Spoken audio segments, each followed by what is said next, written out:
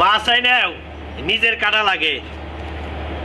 এই রিটা মাছ একবার আনছিলাম, রিটা মাছ কাটতে যাই আমার ওয়াইফের হাতে কাটা ছিল, এর কারণে আমার মেডিকেল পর্যন্ত দৌড়াইতে হয়েছে, মারাত্মক সমস্যা। আমি বাজারে গেছি, রিটা মাছ আমার খুব পছন্দ, আমার মনে নাই তাহলে আনতাম না, কারণ এখন আজকে আনছি, এর জন্য আমার কপাল, মাছ আমারই কাটা লাগবো। থাক কাটি। এই যে আগে মাছটা ভালো করে ডলবো, এই যে কি বলে আমরা খসখসি পাতা, এই যে খসখসি পাতা দিয়ে মাছটারে ডলবো। এই যে এরকম ডললে, হ্যাঁ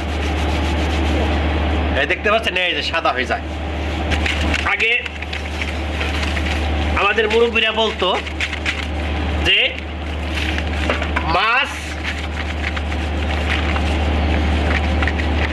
মাছ মিটে ধোয়ায় আর গোস্ত হিটে ধোয়ায়। সুন্দর একটা পদ্ধতি একদম, এই যে ডললে সাদা হয়ে যায়। এই যে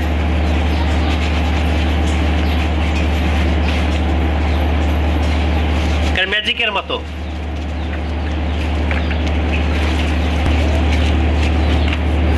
দেখতে পাচ্ছেন একদম সাদা হয়ে গেল এখন।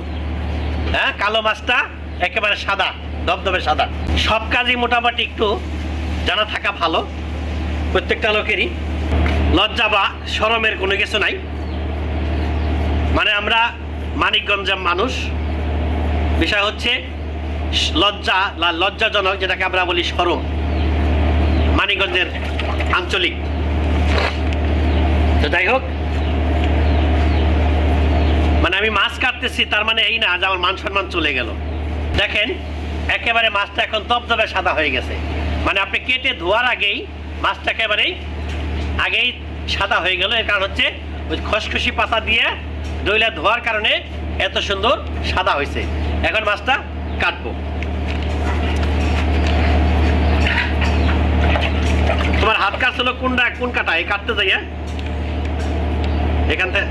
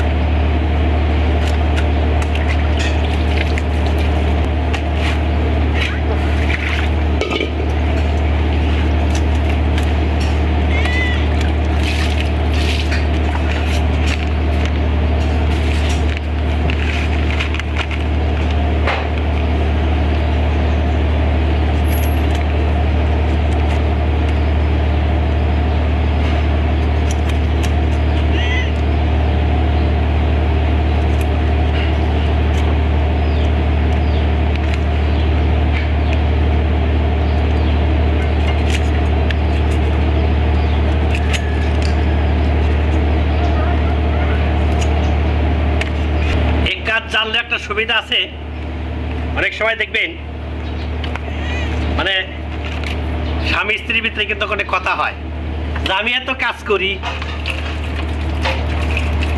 কাম করে সেরে পারি না, কিন্তু এই কাজ পারলে সুবিধাটাই এই কথা বলার সুযোগ নাই, কারণ আমরাও পারি।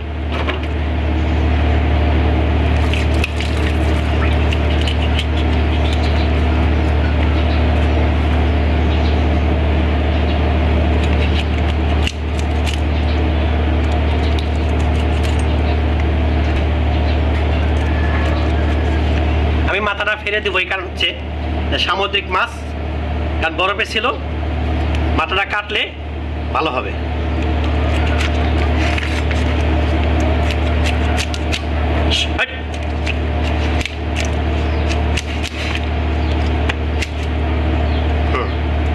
এই যে মাথাটা কাটলাম, এখন মনে করেন সুন্দর করে বাছবো এবং এর ভিতরে পরিষ্কার হয়ে যাবে একবারে।